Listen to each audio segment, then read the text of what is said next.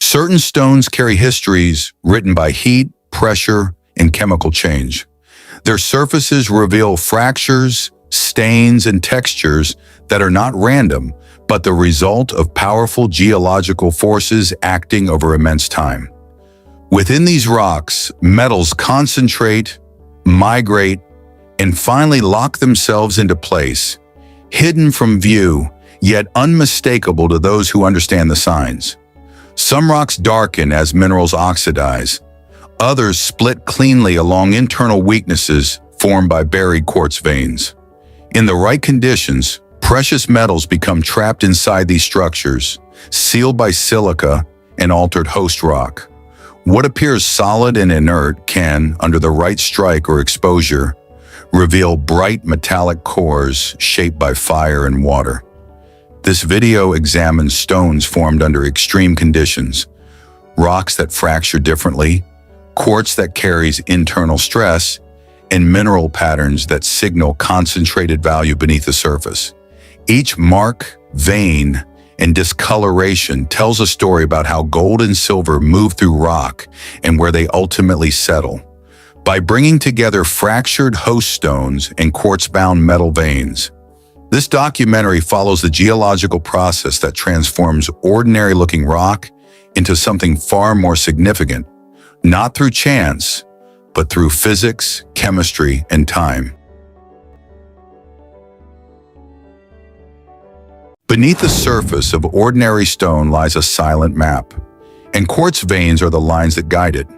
They appear as pale streaks cutting through darker rock, sometimes thin as a hair, sometimes thick as a tree root. Most people walk past them without a second thought, unaware that these veins are nature's own directions to hidden wealth. Quartz is one of the most common minerals on Earth, but what it leads to is anything but common. Quartz forms when mineral-rich fluids move through cracks in the earth. As those fluids cool, quartz crystallizes. But quartz never travels alone. It is the companion of deeper treasures: gold, tourmaline, garnet, zircon, sapphire, and even emerald crystals in certain geological conditions. So when you see a quartz vein, you're not just looking at stone, you're looking at a pathway. The wider the vein, the longer the history of fluid movement. The more fractured the walls, the more chances precious minerals had to settle. The clearer the quartz, the more stable the temperature of formation, meaning minerals form slowly, which is how crystals grow large. But the true signal is texture. Quartz that appears cloudy, milky, or filled with tiny cracks has a story inside. Tiny metallic specks hidden inside can be early signs of gold-bearing ore. The faint glimmer you see under light isn't imagination. It can be the same shimmer miners chased for centuries. Sometimes the quartz looks ordinary until water touches it, when wet, faint metallic flickers appear. This is where the value begins. Follow the vein with your eyes and you start to see patterns. It does not run randomly. It aligns with forces deep within the earth: pressure lines, heat flow, and structural fractures. These are the same forces that create gemstones in cavities, pockets, and voids. Inside these hidden spaces, crystals form in total darkness, slowly, molecule by molecule, over thousands of years. A quartz vein that widens, narrows, splits, and reconnects is speaking. Where it widens, pressure eased, and minerals had room to settle. Where it narrows, pressure increased, forcing fluids into cracks where they left material behind. This is where gemstones hide. Garnet forms like tiny embers glowing inside the rock. Emerald grows where silica is low, but beryl minerals and trace chromium are present. Sapphire forms when heat and pressure fuse aluminum-rich minerals in metamorphic zones. Tourmaline grows in fluid pockets where minerals cool slowly, forming rods of color that glow when cut. All of these can be traced back to fracture lines, and fracture lines are traced by quartz. So when you see a quartz vein cutting through stone, understand what you're looking at. It is the signature left by the Earth's inner heat, a memory of movement, a frozen river of mineral flow. And where minerals flowed, minerals stayed. The true art is not simply finding quartz, it is reading it. Where the vein is pure white, minerals pass through quickly. Where it becomes stained rusty red, iron was present, and iron often accompanies precious metals. Where it turns gray or metallic, sulfide minerals formed, and gold hides in sulfides. Where small green, black, or pink needle-like crystals are locked inside, not every quartz vein holds treasure, but every treasure-bearing vein includes quartz. Quartz is the messenger, the trail, the map. The ground around a quartz vein also changes. Soil darkens, tiny crystal fragments gather in erosion lines. The weight of stones shifts, heavier materials settle low. When rain comes, it reveals the truth even faster. Loose sand washes away, dense minerals stay. Small dark grains with a metallic luster may appear, and those grains can be the early form of something far more valuable. Even before finding a full crystal or metallic mass, these grains are the first clue to economic value. This is where pricing begins. Value is not determined only by finding a gemstone. Value is determined by recognition, knowing what stage of formation you are observing. Raw ore contains potential value. Cut gemstones hold refined value. A rough stone pulled directly from the ground may look dull, but when polished it reveals clarity, fire, and depth worth far more than the rock that held it. One small vein of gold locked in quartz can become an heirloom piece of natural wealth. But none of it is found by accident. It is found by attention. And that is why quartz veins matter. They teach patience. They train the eye. They force awareness. The world hides its treasures beneath layers of silence. Quartz breaks that silence. It shows where the earth opened, where forces collided, where minerals gathered and crystallized with time. Quartz veins are not only markers of value, they are markers of geological history. Every line, every crack, every formation is a record of heat, pressure, and time. Quartz veins form when the earth moves. Two layers of rock shift against each other, creating a fracture. Deep underground, water superheated by the earth's core moves upward. That water carries dissolved minerals, elements, metals, everything the earth has been melting and reshaping for millions of years. When the pressure changes, when the temperature drops even slightly, those minerals begin to fall out of solution and crystallize.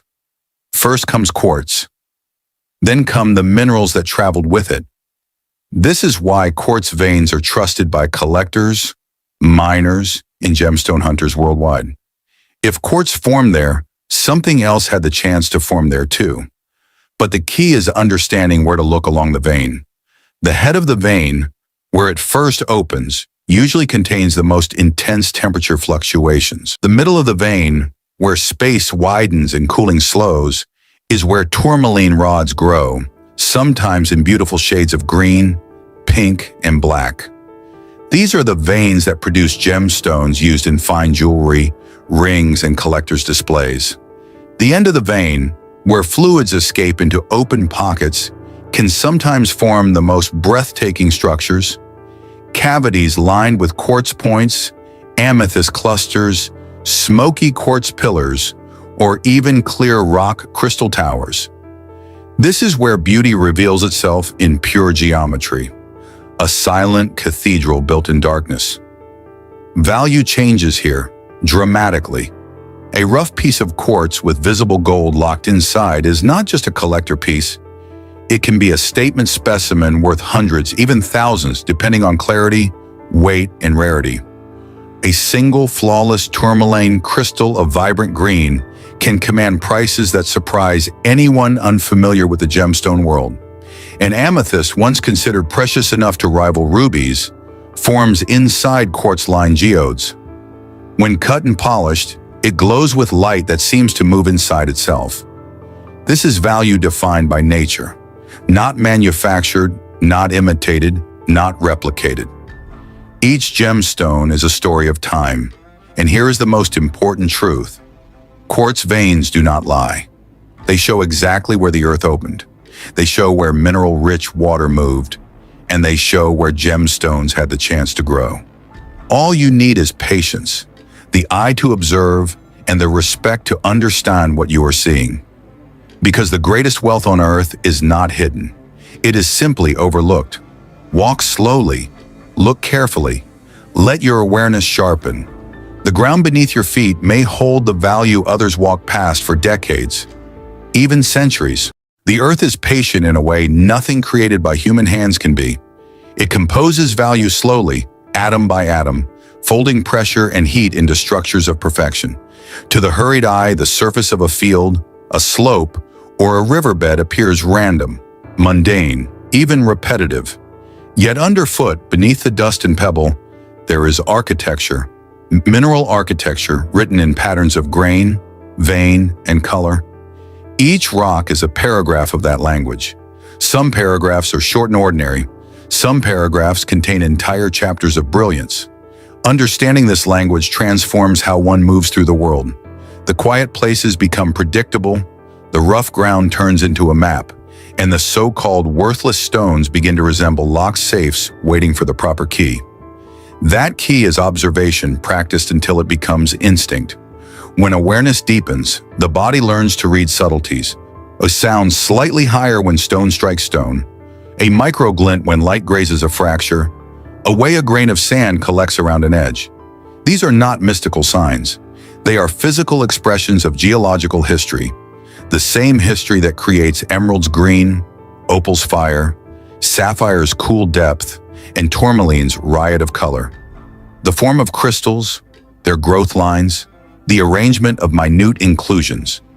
These are fingerprints left by time and transformation.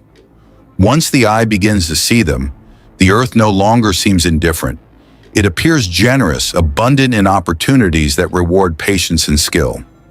There is a rhythm to discovery. First comes attention, then testing, then careful revealing. The stone responds to touch, to light, to gentle cleaning. The outer skin breaks to reveal inner order. A tiny line of color becomes a vein. A dull gray becomes a translucent core. The first glimpse is the most honest. It tells whether the stone hides clarity or whether the promise was only surface. That moment is electric. It is not about sudden luck, but about the culmination of discernment. The hands that unearth a gem do so with respect for the rock's lifespan. An unhurried peel of matrix, the patient removal of weathered crust, the soft rinse that lets the stone catch light the way it was made to. Stone teaches humility. It teaches that some of the most valuable things are quiet and resilient. Gemstones are not merely commodities. They are memorials of the forces that shape the world. They are records of temperature, fluid chemistry, and time. An emerald's color is a statement about chemistry. An opal's play of color is proof that light itself can be arranged by microscopic spheres. A sapphire's depth is a history of crystallization under conditions rare and exact. To hold such a stone is to hold an archive of the Earth's processes. Every gem has its favorite environment. Some prefer the stable pressure of deep, ancient rocks. Others form in the margins where heat and hydrothermal fluids met cooler rocks, depositing minerals and seams. Some gems grow in pockets within volcanic rock. Others grow in cavities left by gas bubbles. Knowing these preferences narrows the search area considerably. It transforms a scatter of stones into a focused field of potential. It is not complex magic. It is geology applied with patient craft. In practice, the work of finding a hidden gemstone involves repetition and careful refinement. A single promising stone may be tested in multiple ways. Gemstones also teach about preservation. Many precious stones are delicate, their value tied to clarity, color saturation, and the presence or absence of fractures. Removing a gem from its matrix is an act of conservation, not conquest. The gentlest approach is always the best. A carefully revealed tourmaline can be left still embedded until a cutter evaluates angle and potential. An opal's fire survives best when stabilized properly. Awareness of these material truths improves long-term value and prevents accidental damage. The market elegance of a gem rests on its visible qualities: color, clarity, cut, and carat. That is why the initial reveal matters so much. The first view dictates the potential path forward. Rough specimen into collector piece, matrix-bound gem to museum-quality stone, or simple curiosity to a jewel of investment. The process then flows into skillful cutting, measured polishing, thoughtful setting, and careful documentation. Each step raises the stone's story into a form the world understands, a testament of natural artistry transformed by human craft. Yet some of the most profound lessons are ethical. The Earth's generosity demands reciprocity. The act of revealing a gem should honor the place from which it came. The environment that nurtured the stone is not merely a backdrop. It is a character in the gem's life. Practicing responsible collection means minimizing disturbance, respecting the balance of the land, and ensuring that discovery does not become destruction. Education amplifies this cycle. The more people who learn the signs of hidden gems, the richer the community of discovery becomes. What you've seen here is only a surface-level glimpse into how value hides inside ordinary stone. The signs that reveal silver, gold, and gemstone-bearing host rock are subtle, geological, and often ignored by untrained eyes. Understanding them requires more than curiosity. It requires structured knowledge, experience, and context. That is exactly what KD Gems. By subscribing, you gain access to in-depth breakdowns of mineral textures, host rock signals, quartz systems, and the environments that also produce opal, tourmaline, emerald, garnet, amethyst, and other high-value stones. Every episode goes deeper into the science behind formation, exposure, and identification, without hype and without shortcuts. If you want to see what others overlook, recognize value before it's obvious, and understand the geology that turns stone into wealth, subscribe to KD Gem and continue the deep dive.